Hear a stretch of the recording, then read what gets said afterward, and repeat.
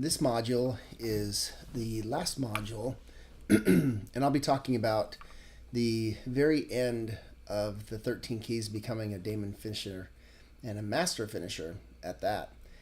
Because, we spent all this time talking about diagnosis of the face and looking at the upper lip, looking at the upper incisors. We spent time talking about how we take anterior crowding into transverse arch width, repositioning brackets, and then I think the really one of the most important parts we just finished up was finishing wires and finishing in like wires. And I talked about the story of asking Dwight which wires he finishes in, and he did when he was practicing, and he mentioned it was all stainless steel, upper and lower. And I found that my beautiful finishes really do have to do with being in stainless steel. But I'd love to just move for this module into elastics, talking about how to help the occlusion settle, and that's one of the benefits of passive soft ligation, is having that play in the system to settle the occlusion. I'll talk for just a few minutes about occlusal adjustments, because I think many times we as orthodontists feel like that if we just put the brackets in the right spot, the teeth will get in the right spot and everything will magically line up. Well, I have news for you. Unfortunately, we are dealing with a lot more adults in treatment, and these adults show up at our practices with mutilated occlusions, teeth that are worn, and we go to try to line those up and things are not hitting well, and we have to pull out a handpiece.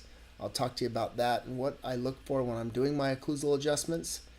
I'll talk for a few minutes about the very end finishing touches, show some videos about enamel contouring, and what I do to finish and polish up a case.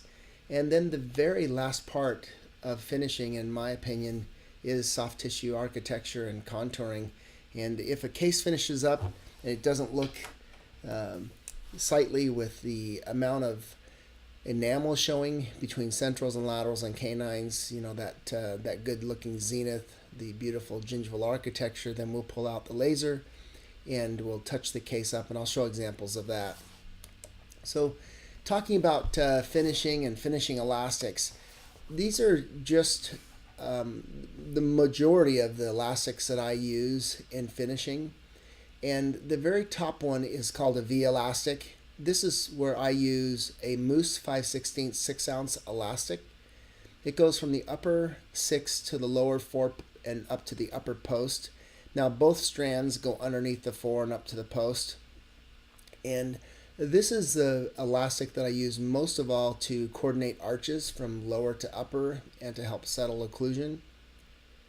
I routine use box elastics, again Moose elastics 5/16 6-ounce or RAM, off 6s or 7s, upper to the lower and forward to the post, mesial to the 3s.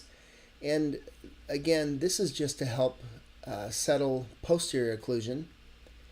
If there's any anterior open bite or still tongue thrusting that's going on, I like tent elastics, because you can use a Moose from a lower 3 up over the post to the lower 4 without the base of the elastic or base of the triangle, so it's more of a tent elastic.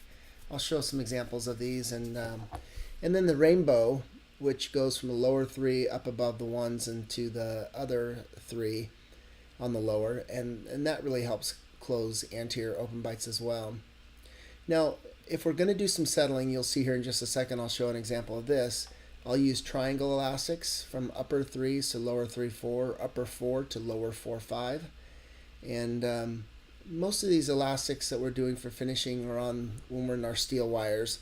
And I like to wear most of my elastics off of posts to wires to really disseminate the forces along the wire instead of to a point tooth contact per tooth, and maybe possibly causing some potential problems with running them off of teeth. So with that, let me just show you. This would be an example. This would be a great way to just settle maybe a lateral open bite, bringing the occlusion together. We just keep it simple. I remember the days when Dr. Pitts, and I'll show this in a second as well, would show these crazy crisscross figure 8 elastics, and it was confusing to the patient as well as me as the doctor. But these triangles work very well. just simple triangles to help close the occlusion.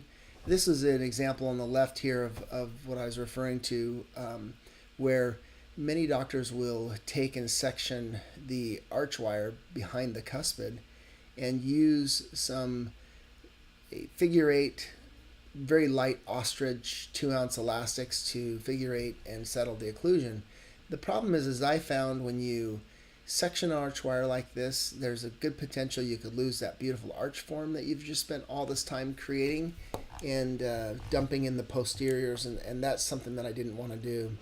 So many times we'll just do a light vertical elastic instead of doing these figure eights, so we'll show that as well.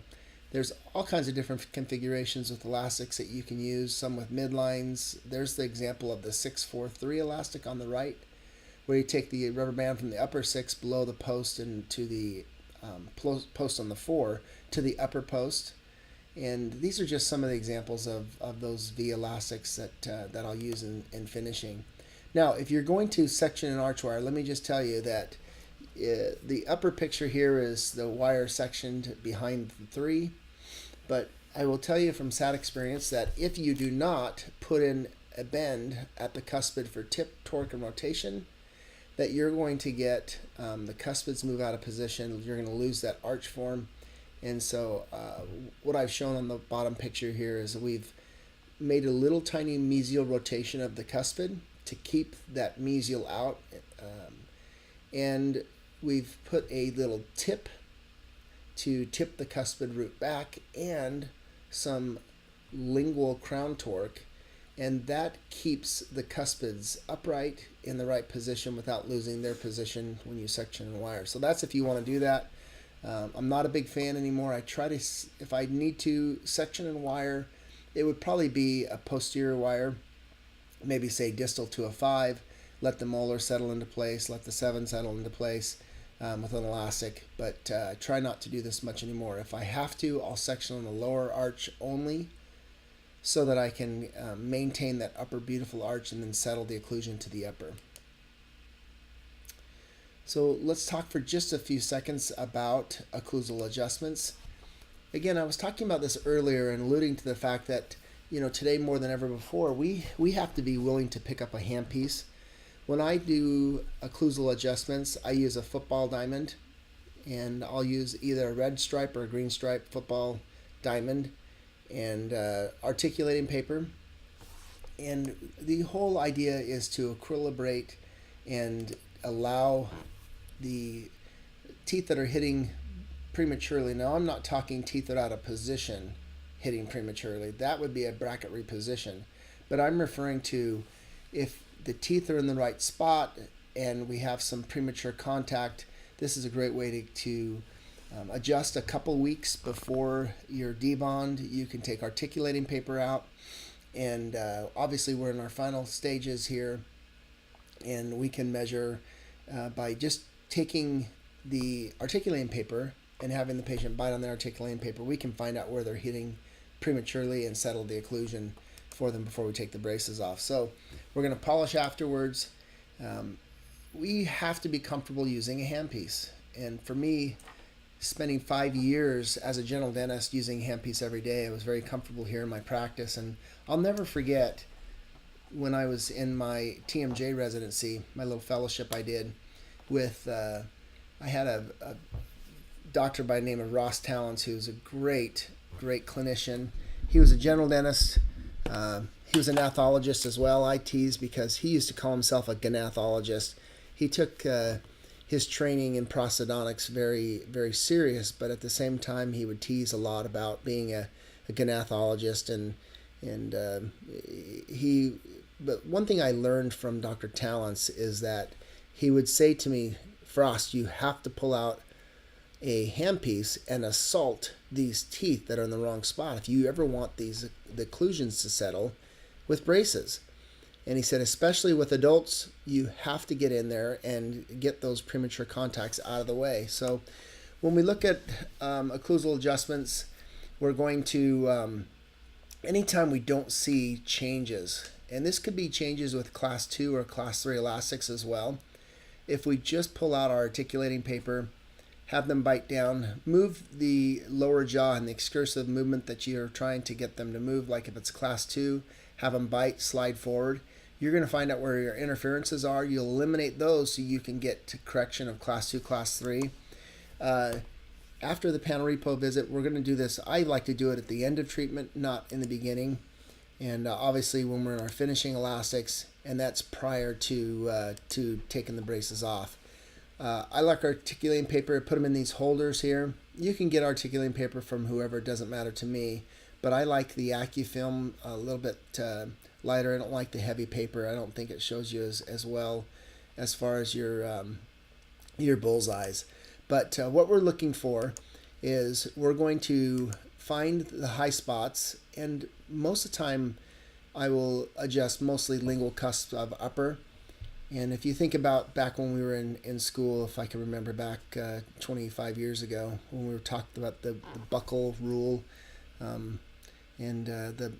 can't remember exactly what those rules were, but if we wanted to stay safe, the best thing to do is just stay on lingual cusp of upper teeth, and that's where you're going to get the second molar hanging down, the palatal cusp, we take that out of occlusion, the upper bis. If we did have to do any kind of widening of the upper wire, sometimes the upper bis will drop the lingual cusp down, and we can get on that as well. The other place that I find that I do adjustments are on the mesial lingual of cuspids on the upper. And sometimes we have a big marginal ridge on the lingual, and we have to get rid of that. So this is just showing we'll use a white stone and a black polishing point afterwards, and those are from Reliance. But this would be an example of an upper case that needs an occlusal adjustment. You can see the upper bis are hitting. This is what I refer to as a bullseye. Whenever you see the bullseye here, that's what I would adjust. And here's on the cuspids. Now this is on the lateral here, but most of the time I'll see a cuspid hitting right here as well, where I'll go and adjust. This is showing on as well. We can look and see, and sometimes on the lower we might have to do a little adjustment as well. But again, I try to stay on lingual cusp tips. Once we get that in place, we'll see that we'll have a beautiful occlusion. So don't be afraid to pull out your handpiece and get the occlusion to settle into place. I want to spend a few minutes also, because I think it's so important here with these keys of finishing, is that we talk for a few minutes about enamel contouring and finishing and polishing. And I think this is where our profession seems to focus on maybe getting rid of occlusal contacts, or maybe we focus on occlusion and tip and rotation, torque, all of that, but often we forget about the tooth shape and the proportion. We forget about embrasures and contact points, and some orthodontists just don't see what it takes to finish a case, and that's okay. We just want to educate and show you what it takes to look at the embrasures, look at the contacts, look at the incisal edges, the tissue heights, the contours. And these are really the big three as far as the three areas that we want to focus on for our finishing. But once we start seeing the teeth shape, the proportions, the embrasures, the contacts, incisal edges, the tissue heights, once you start paying attention to all those, even though it might seem a little overwhelming, you'll start seeing your finishes go to the next level. This is a case by Dr. Damon, and I was sitting in the audience.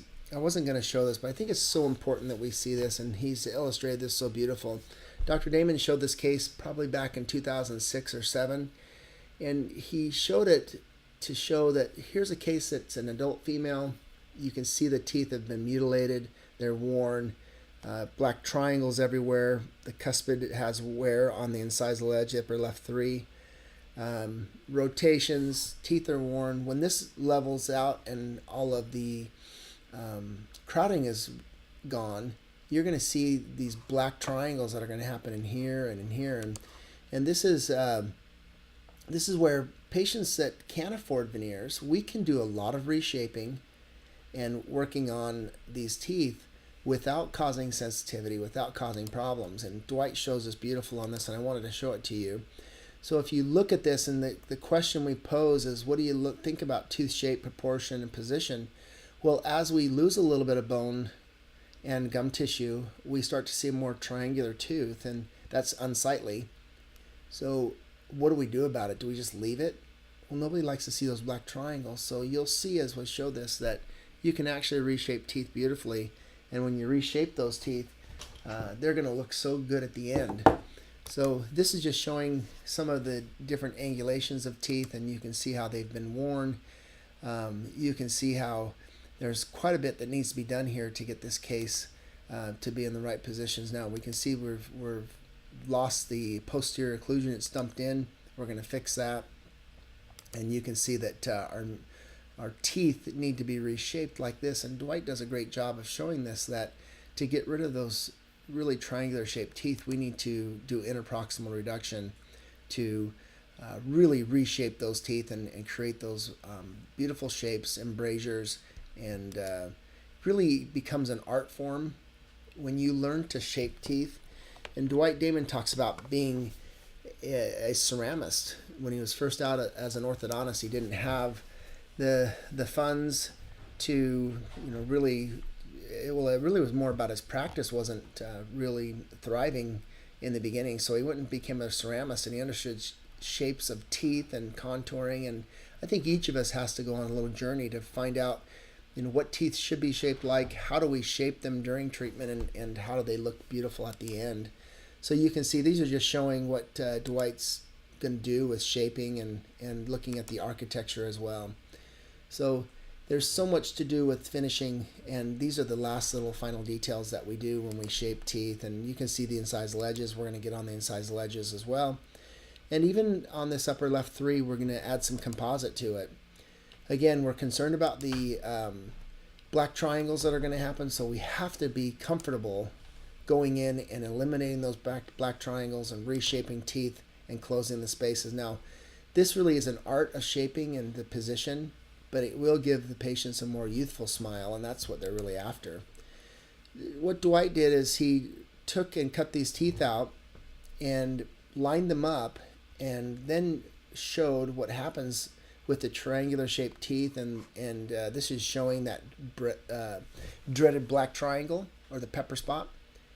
But this is also showing you how you can come in and recontour these teeth so that you can close those spaces. Again, this is what happens as we unravel these teeth. Again, adding composite to some of the edges. We've been through this. We understand how to add composite to a tooth and make it look better. So this is just making us aware of what we're going to have to do to create these beautiful finishes at the end. You can see they've got worn. On severely worn teeth, I'll recommend contouring slowly to prevent tooth sensitivity. I don't do it all in the beginning. I do a little bit along the way. And it gives really the bone and the tissue time to respond to the shaping and then those light forces. So my goal is to achieve great shape and proportion while removing as little bit of the tooth structure as possible. I think that's so important.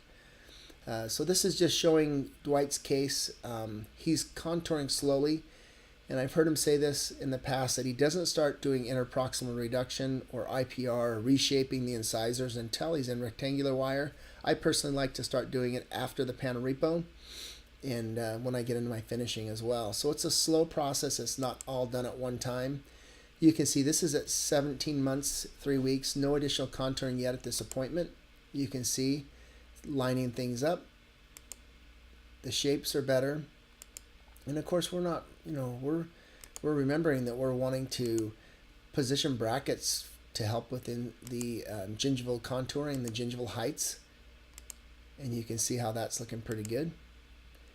And again, we're going to be reshaping teeth, adding composite. Look at the differences that's happened here just by going in through treatment. Things are looking better. We've done some interproximal reduction to change the shape. And it's gradual. It's not done just at one visit. It's done throughout the end there. And you can see this is what Dwight's showing, these blue lines of what he's done to contour these teeth, and that's what it looks like on the lower.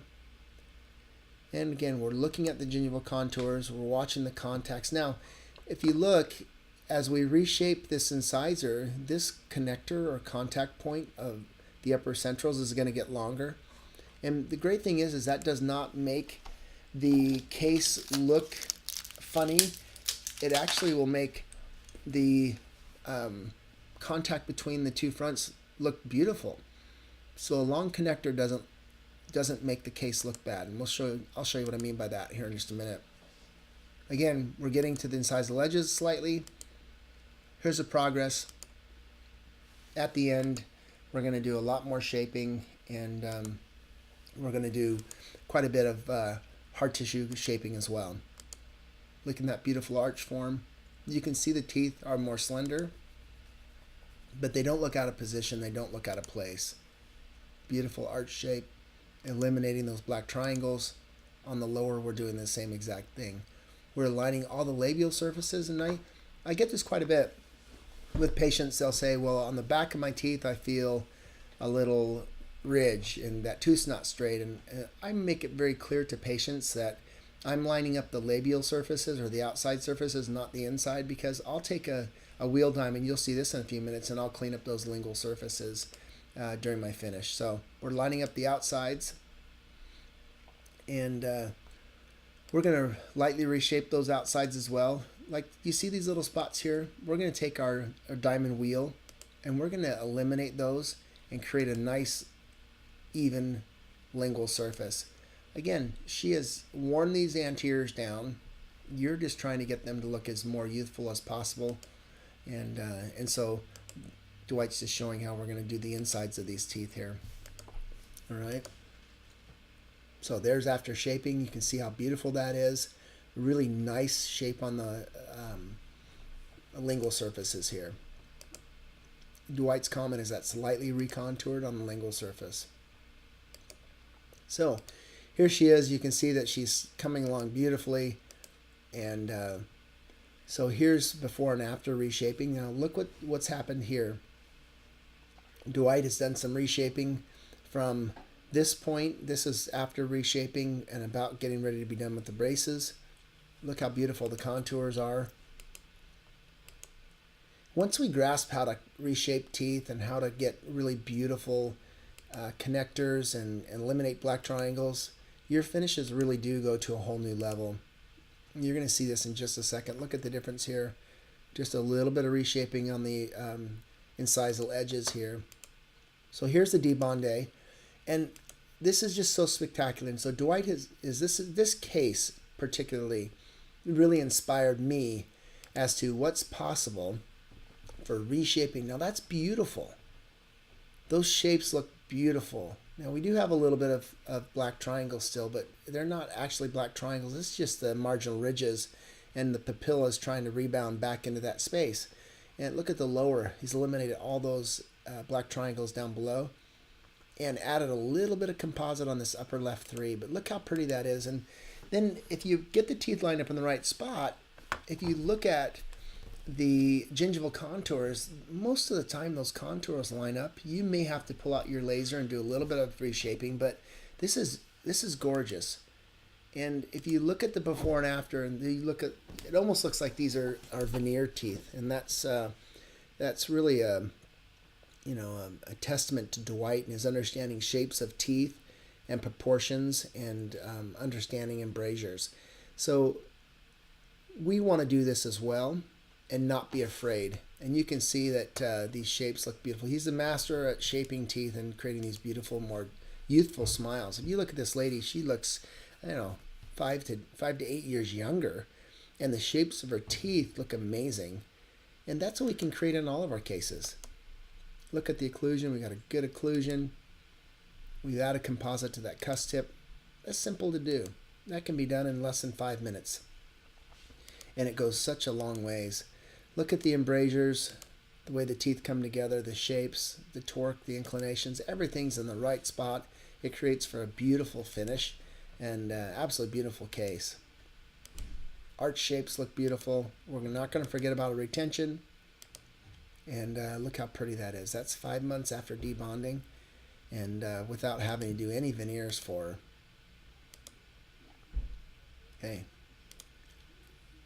So in a beautiful smile, the position, shape, proportion, the inclinations of the upper and lower cuspids really are the critical ones to helping us between the anterior teeth and the posterior segment of the arch. Dwight calls it the big 3. the central lateral to the cuspid, and you can see how pretty that is. And obviously, tissue has beautiful response in the bone, and the enamel looks amazing. So that's what finishing is all about, the hard tissue contouring. Hard tissue contouring really comes down to just paying attention to the embrasures, the black triangles, and the incisal edges. So when I saw this case, it just it blew my mind, and I realized that I have to be a little bit more aggressive. We're looking at arch form, shape and proportion, embrasures, tissue heights.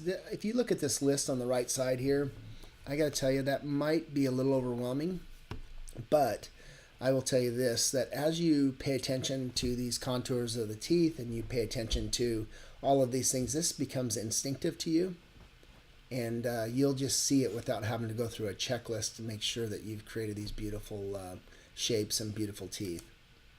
I want to show you one of my cases that came in. This is Leslie.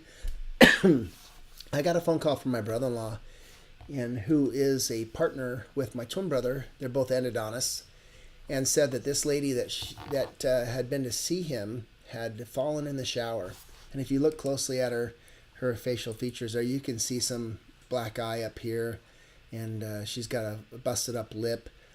In fact, her teeth, if you look closely here, she's had traumatic injury to the upper left 1 and 2, and she can't bite down.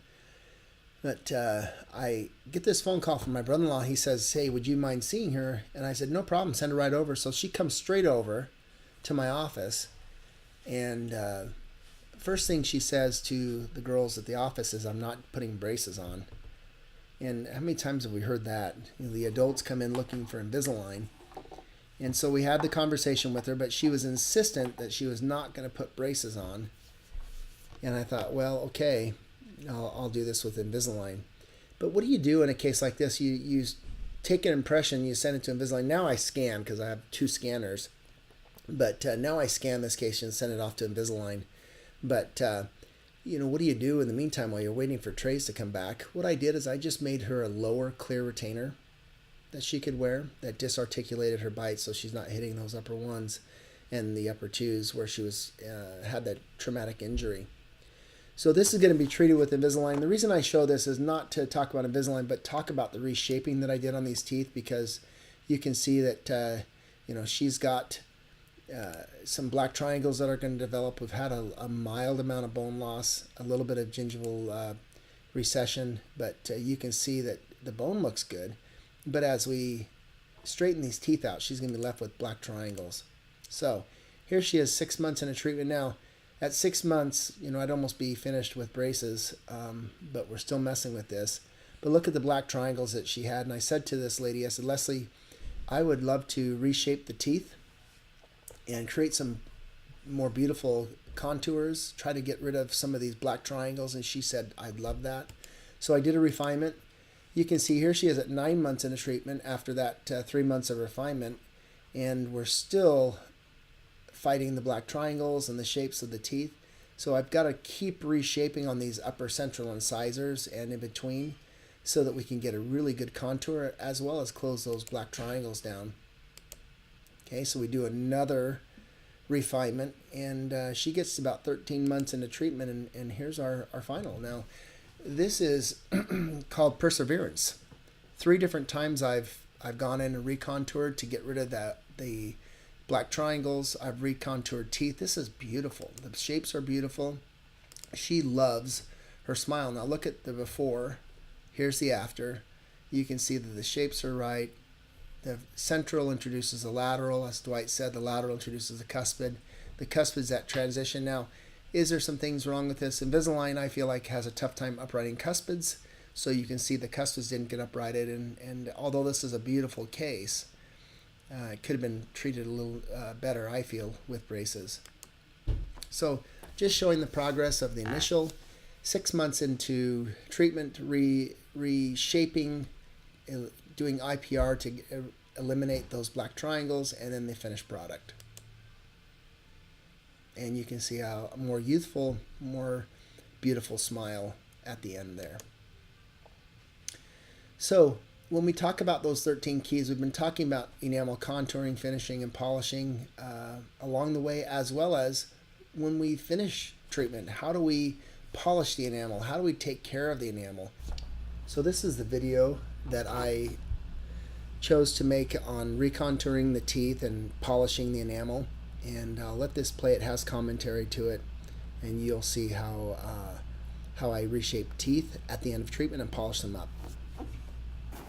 In my opinion, the most important part of finishing a case is the hard tissue contouring after treatment. And in my practice, I start with this burr, which is a round diamond, red stripe, fine diamond. Well, we call it a wheel diamond. And I'll do all of the major gross adjustment to the incisors and to the lowers with this in the beginning. So we'll just run this. We don't run, but mostly just at almost a stall out speed. And the first thing I'm doing is just catching incisal edges and getting them close, because after I'm done with this, I'm going to come back in and work on refining those edges with a sandpaper disc. So I will shape the teeth and do the majority of cuspid shaping, working on the laterals, taking any rough edges off. After I've done a little bit on the upper, I'll move to the lower.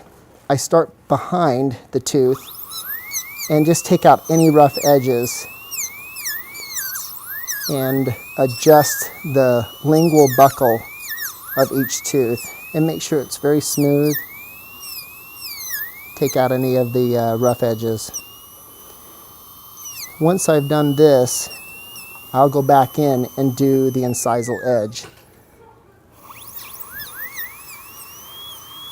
to make sure that we're nicely contoured. At this point, I'll stop. I'll change to a flame diamond. It's a small chamfer burr. Again, a red striped fine diamond. And I go now to the facial surfaces. I'm taking out any of the stains that might be in the tooth from treatment. We are just doing a very light adjustment on the enamel. Sometimes I'll just wipe away the dust, the tooth dust, to see what this looks like. I'm adjusting the facial surface. Many doctors are a little afraid to get on the facial surface, but if you just use very light strokes and a fine diamond, you won't get into the dentin. You'll just adjust the enamel slightly. I want to make sure I have a nice contour from the central to the lateral, and the lateral to the cuspid, and then from the cuspid to the first bicuspid. I'll even do a little bit more shaping of the incisal edges on the cuspids, and I'll do both sides. I can wipe this away with my glove and get an idea of how this is starting to shape up. Looks very nice. I'm not afraid to get on the marginal ridges to make sure that our marginal ridge heights are the same. Then I'll come to the other side. You doing okay, Jeff? Mm-hmm. Good. Again, we're just making very light strokes. We're adjusting to make sure that the smile flows from the central to the lateral, and then from the lateral to the cuspid, and from the cuspid to the first bicuspid. One thing that happens many times with adult treatment is the teeth are slightly worn, so they have this 90 degrees joint here from the facial surface to the incisal surface. So I like to come and round this. I'll take my burr, I'll do the facial surfaces as well, and then I just like to round that edge so it's not so sharp. Again, we're catching any of the stains with this fine diamond, shaping the edge just slightly, making sure we have a nice transition from one tooth to another.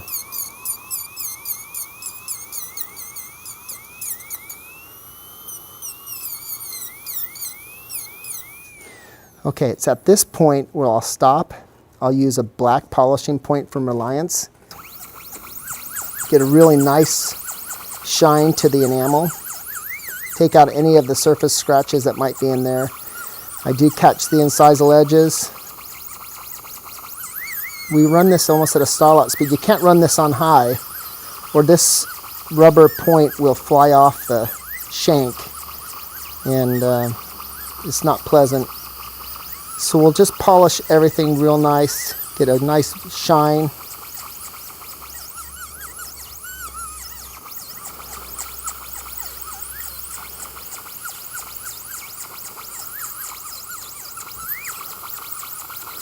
If you can see that this lateral is a little bit square shaped here and a little bit almost the same length as the central. So I'm going to come back in with my sandpaper disc and work on the incisal edges, my final detailing.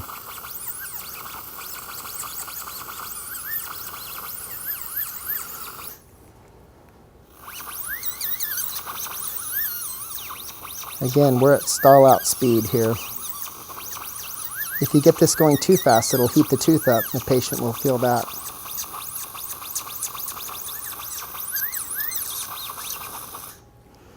And the sandpaper discs. Oh, I'll use a little cotton roll with some water on it, and we'll just take away any of the polishing dust.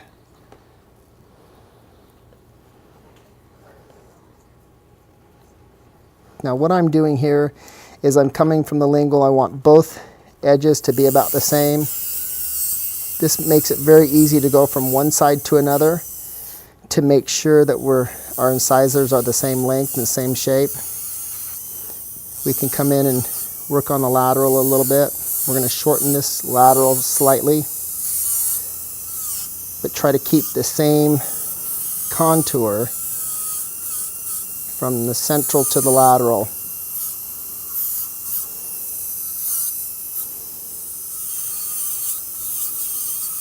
Now I'll get those two fronts about where I want it. Now this lateral needs to be shortened slightly, and we need to open up this embrasure.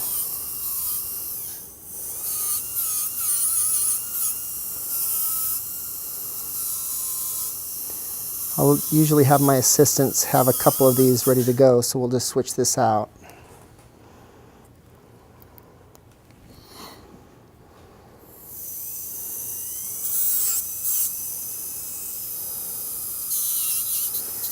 Now once I have most of my contours and the shapes of the teeth, then I can come in and open up the embrasures. I'll start with this. This is the sandpaper disc, and we'll use this to get our marginal ridges just right, and then we want to just open up our embrasure. This sandpaper disc is a little bit thick, so what we'll do is we'll transfer. It's this is a diamond disc that fits on the mandrel of the slow speed.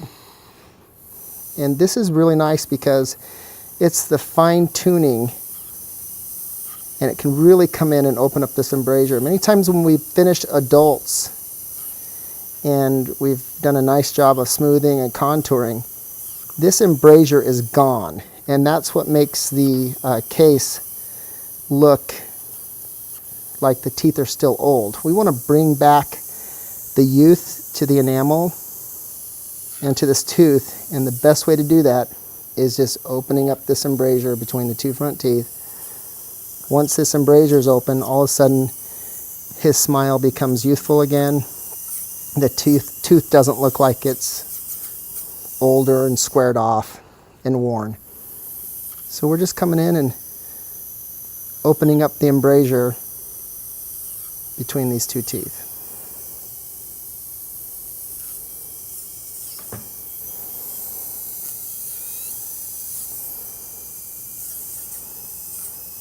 Now we're going to do the same over here. This tooth, this has a little bit of a worn spot on this one incisor, so we're going to be very careful not to touch that. Just work on the upper two here.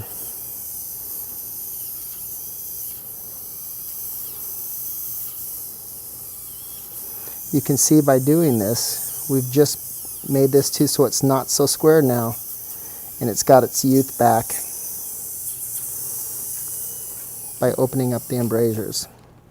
How you doing, Jeff? You okay? Yeah, I'm good. Good. We're almost done here.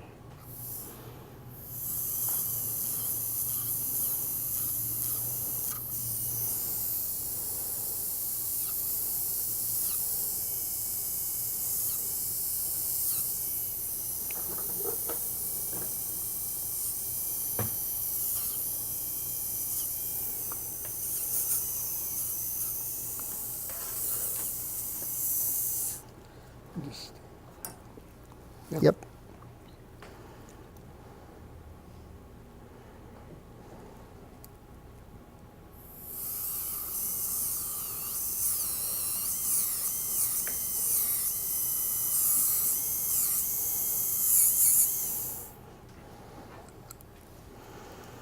Okay.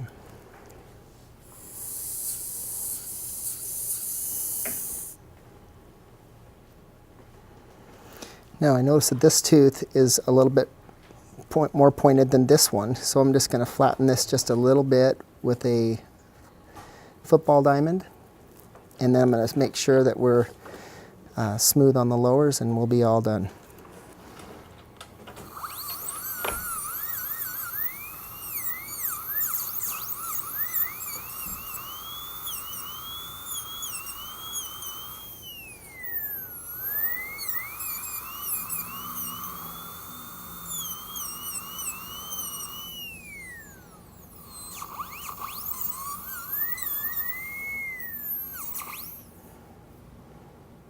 Okay. And the wheel diamond.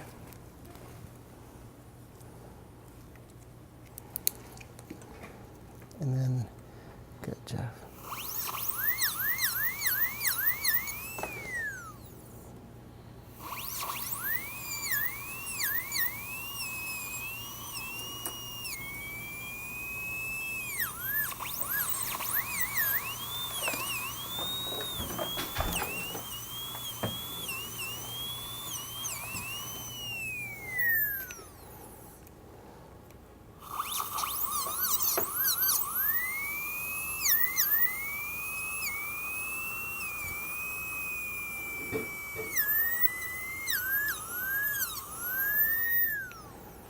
Okay, and bite down. This is polish with the black polishing point.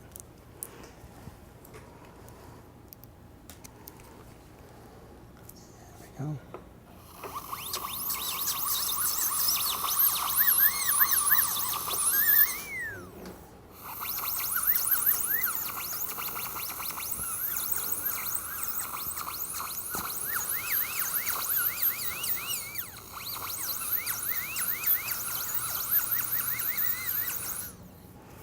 Thank you. Okay.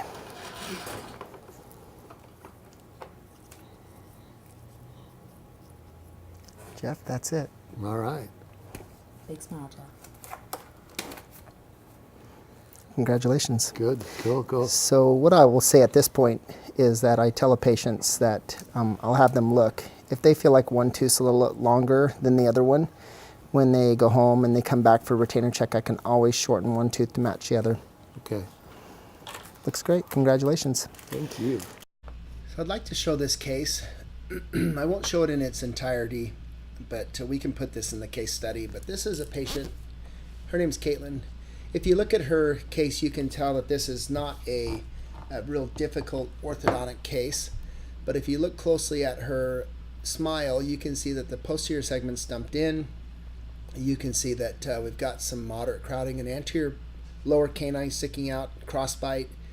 And I treated this case and finished it, I think, in 14 to 16 months or something like that. And I look at Caitlin's finish, I thought, well, here's a beautiful smile. It has great arch width. The teeth look like they're contoured pretty nice, but I don't like the symmetry of the gum tissue, and it throws the smile off. And I'm looking at Caitlin's finish, and I'm like, you know what? This is a beautiful finish, but it's not showing when she smiles like it's a beautiful finish. And so I evaluate it and I look at it, and I can see that the gingival architecture is not right in this case. Although the teeth are in the right position, they look beautiful. So what I did was I did a gingivectomy on Caitlin. And here is what, after doing a gingivectomy and smoothing and shaping the enamel, but this is after her gingival contouring, about 3 weeks later she comes in. And I want you to look at the difference here. Now, the left is where she started. This is where I took the braces off. The middle picture is where I took the braces off, and I decided that she needed a gingivectomy that day. I told her to come back 3 weeks later. We did a gingivectomy. This picture on the right is 3 weeks after the gingivectomy. Look at how the smile just pops and comes alive. This is because we did the gingivectomy on her. Look at the difference here. This is all gingivectomy and smoothing and shaping and polishing the teeth. Now, it almost looks like this was her initial on the left and this is her final, but this one on the right is just after the contouring and shaping and polishing. Let me show it to you. The one on the left is the finish. I want you to look very closely at this finish. Look at the incisal edges. Do you see that little, it's either decalcification or it's fluorosis, something on the edge of these teeth. It has nothing to do with her being in braces. She had it before she even started. But you can see I've done the gingivectomy, and at the time I did my gingivectomy, you can see I also did a frenectomy. But I'm looking at the edges and I start to evaluate. Now, if you ever want to become a really great orthodontist and great at finishing, you evaluate and you pick up on things. So at the gingivectomy, 3 weeks after I took the braces off, because this is initially taking the braces off, this is gingivectomy, I noticed back that when I smoothed and polished, I eliminated some of the white spots on the central incisors. And I thought to myself at the gingivectomy, that looks amazing. I didn't realize that I could do that. And so I took my red stripe finishing burn, the one you saw back in that video, and I decided to do that on the laterals and on the centrals and recontour. So after she comes back in, there's still a little bit of work to do on these laterals. So let me show you what I did. Here's our beginning. You can see the white spots. You can see the edges of the enamel, and you can see how she needs a lot of work here. Here's mid-treatment, and here's afterwards with smoothing, shaping, polishing, and the gingivectomy. But remember I said that I noticed the white spots were still on the laterals, and she came back in again for another follow-up, and I said, you know what, let me just see if I can reshape and polish some of those laterals, those white spots out on the laterals. And I want you to see what happens here. Look what happens after I smoothed and shaped the laterals and I eliminated all those white spots. Look at this. Now this is her finish. That's the day the braces came off.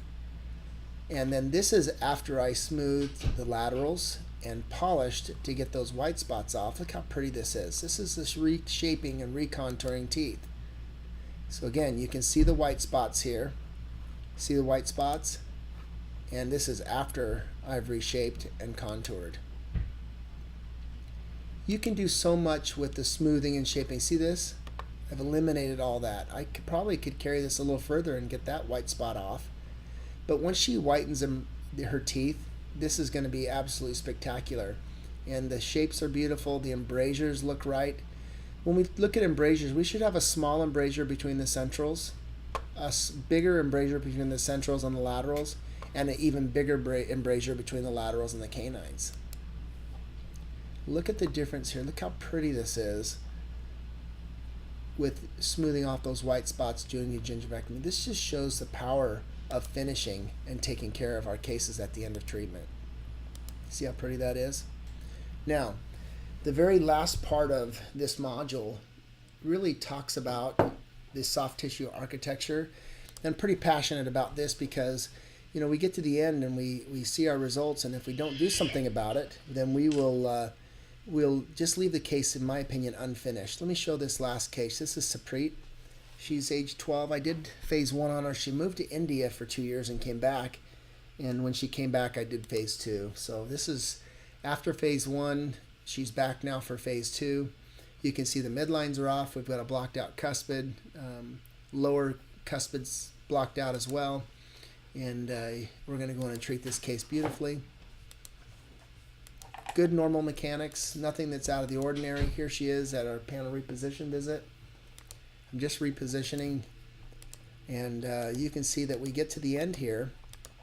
Good, beautiful mechanics, but this is what I had at the end of treatment. Now, I know that her gums are not right, and there's no amount of brushing and flossing that's going to fix the architecture of this gum tissue. This is going to need laser treatment, and this is really not what I would consider my best work or a frost smile. And so I'm going to smooth contour the teeth and do a gingivectomy so that I can have that beautiful finish. Now this is what I'm referring to as a beautiful contouring, and I'll show you what I did here. This is taking the smile to a whole new level. I love the little saying, perfect isn't always pretty, but it's worth the chase. And isn't that the truth? Perfect isn't always pretty, but it's worth the chase. This is the chase, creating this beautiful smile afterwards. Now there's our finish, and you can see how hammered the gum tissue is, and you're going to see that I'm going to come in and do a gingivectomy. Again, I'm making the central heights of the gum tissue the same as the cuspids, the lateral a step less or half quarter millimeter less. And it just exposes the right amount of teeth, and then we get this beautiful healing. I feel like you can only get this through laser. You get these beautiful margins and beautiful tissues, but look at the difference here. Just absolutely stunning and gorgeous, and that's the finishing touches of a case. And you can see when we do this, we get beautiful healing. The teeth look amazing, and really that is the key to finishing your case as well. It's at the end of treatment, pulling out your laser. And I got to tell you what I do in my practice now. I used to charge for this, but I started thinking to myself, why am I charging for enamel contouring and gingival contouring? There are, excuse me, there are a few orthodontists in my area here in Arizona that charge for enamel contouring. They charge for gingival contouring. And I'm thinking to myself, why would I charge extra for something that is really should be done to create these beautiful finishes? So I don't charge. What I do on every lunch hour that I have, instead of taking dentist to lunch, I spend it doing gingival contouring. It's been a highlight of my day, where every lunch hour a patient comes in, we numb them up, and I do laser contouring, and we just have some beautiful results. The amount of satisfaction and gratification I get from doing that is immediate, and it's spectacular. So those are the 13 keys to finishing, and I hope you've enjoyed these modules.